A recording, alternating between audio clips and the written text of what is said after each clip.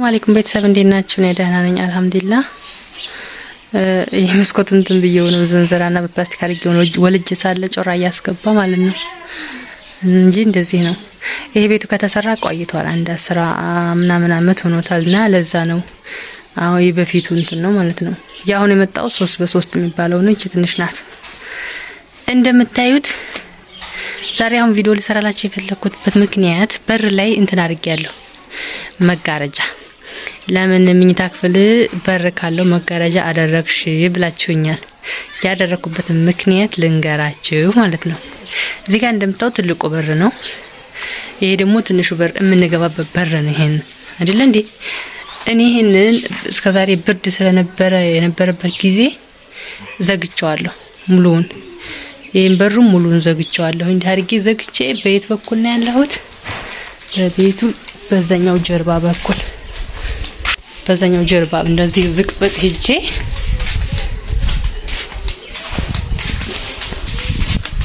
ሰው ስላለ እንዳላስገባ እንደዚህ ዝቅዝቅ ሄጄ በጀርባው ምክንያቱም ሙሉአችን በቃ ሁሉ ነገራችን እዚህ ስለሆነ በዚህ ነው የምንገባው።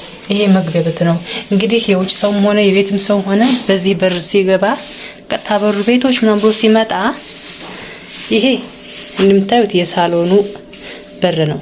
ወደ ሳሎኑ እንግዳ ሲመጣ በዚህ ይገባል። እኛ ደግሞ ስንገባ ወደ ክፍል ወደዛን ክፍል እንገባለን። ይሄም ራሱ ክፍል ነው።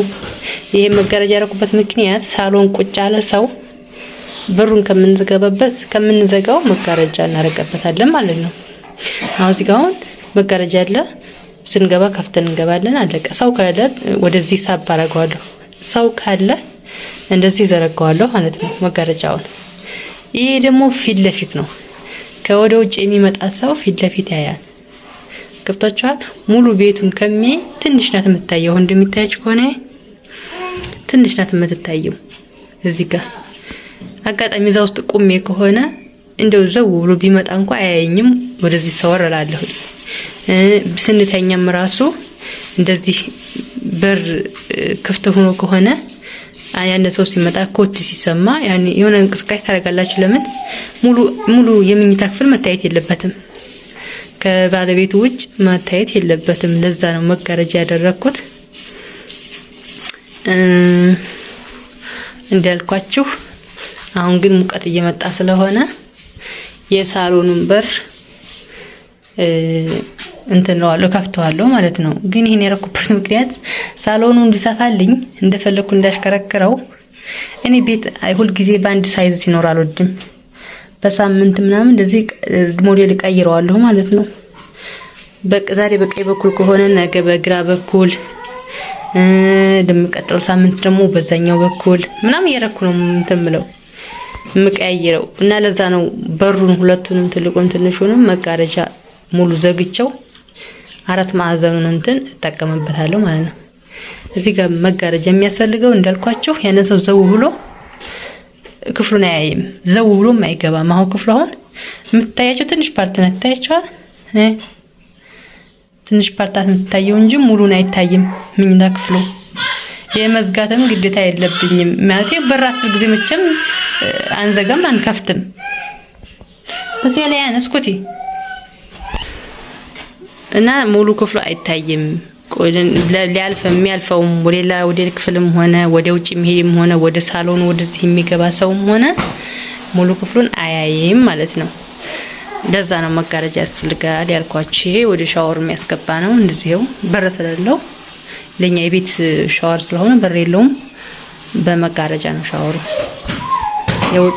ከውጭም አለ ሻወር። ውጭ የሚፈልግ ውጭ ወስዳል። ይሄም እንዳልኳችሁ በር ነው። እንደምታዩት አሁን መኝታ ክፍል ነው። እንደዚህው መጋረጃ አለው። ለምን የዚህ በርና የሳሎኑ በርው ፊት ለፊት ስለሆነ እዚህ ጋር የሚቀመጥ ሰው ሙሉውን ያለውን ክፍል አያይም። እንዳልኳችሁ መኝታ ክፍል ማንም ሰው ማየት የለበትም ውስጥ ጋር ያለውን ነገር፣ ምክንያቱም መኝታ ክፍል እስከሆነ ድረስ። ለዛ ነው መጋረጃ ያደረኩት። ወለከም እናንተ እንግዳ ቢመጣባችሁ የምትገቡት ዳይመን በኋለኛው በር ሳይሆን በዚህ በውጭ የሚያስወጣው በር ሳይሆን በፊት ለፊቱ በር በዚህ በፊት ለፊቱ በር በዚህ ከሆነ የሚገባው የምትገቡት ማለት ነው። በዚህ እንደምታዩት አሁን ይሄን ትንሹ በር ነው እንግዲህ የሚገባበት በር ነው። ይሄ ደግሞ መስታየቱ ትልቁ መስታየት ነው። አይከፈትም፣ ያው ብርሃን ይሰጣል ለቤቱ። እኔ ግን ሙሉን እንዲያምር ብዬ ከዚህ እስከዚህ መጋረጃ እስከመጨረሻ ስላለበስኩት ስላደረኩት በሩ ዝግ ነው። ይሄ ዝግ ስለሆነብኝ ግዴታ በጀርባ በር ነው የምንገባው። ስለዚህ የመኝታ ክፍሉንም ሆነ የዕቃ ክፍሉንም ሆነ መጋረጃ ማድረግ ይሻላል። ማንኛውም ሰው ቢመጣ ዘው ብሎ ያን ነገር አያይም። ያው መታየት የለበትም ብዬ አስባለሁ እንደኔ። ምክንያቱም ሚስጥር ክፍል ነው፣ መኝታ ክፍል ማለት ሚስጥር ክፍል ነው። ሁሉም ሰው ማየት የሌለበት ነገር ነው። ሳሎን ግን የሁላችንም ስለሆነ እቺ ቆንጆ ሳሎን የሁላችንም ስለሆነ ሁላችንም ማየት እንችላለን እና ለዛ ነው እላችኋለሁኝ። ያው ይሄን ቪዲዮ የሰራሁበት ምክንያት መጋረጃ ለምን አደረግሽ ብላችሁ ስላላችሁኝ ነው። ሌላ ማሳያችሁ ነገር ምንድነው? በዚህ በኩል ጤፍ በቅሎ ፍሬ ይዟል። ማሻአላ አሳያችኋለሁ። ማዩትማ እዚህ ጋር አሁን እዚህ ጋር ጤፍ አለባሽ ታምናላችሁ?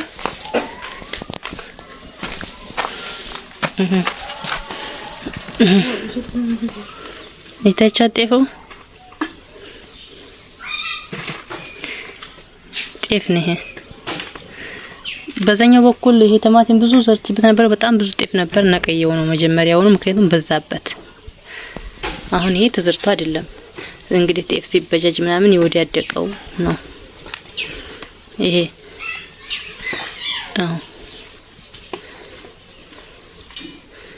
ይሄ ጤፍ ነው የታየው። ደግሞ ማሻአላ ትልቅ ነው ዛንተኑ ፍሬው። ለዚህ አሁን ቲማቲም አለች፣ ፓፓያ አለች፣ ይሄም ቃሪያ ነው፣ ይሄም ሳር ነው፣ ይሄ ቀጠማ ነው፣ ይሄ አሽኮቴ ነው። እዚህ ማለት ቀጠማ ነገር አለ እና ጤፍ ወያይቾት ነው። ይሄ በቀሎ ነው። እንበላለን ስንወቃ ጤፉን እንጠራቸዋለን እላችኋለሁኝ።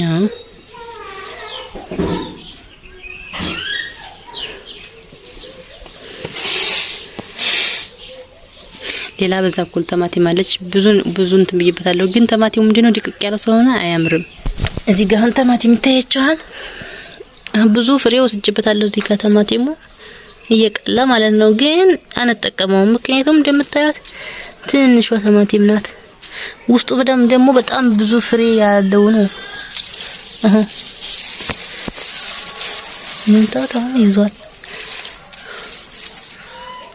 ያው ዝም ብሎ ይዟል። ያው መቼም የሚማሻይ ብዬ በምትንሯለን እንጂ ለመጠቀም አይሆንም። ምክንያቱም እንዳልኳችሁ ፍሬ በጣም ብዙ አለው። ለወጥ መስሪያም ሆነ ለሰላጣ ምናምን ይሄ ፍሬ የሌለው ወፍራሙ አለ። ያን ነው ምርጡ። ይሄ ዝም ብሎ ነው።